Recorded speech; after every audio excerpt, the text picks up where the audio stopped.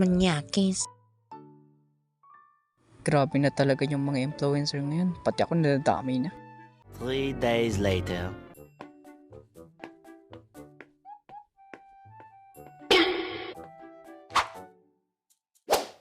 Uy, ayun na naman yung vlogger oh. Oh, ayun, may biktima na naman. Sasampalin to ng babae, sure ako. Hi, kuya. Teka, ba't ganun? Pag pogi okay lang, pag ako manyakis? Ah, mama.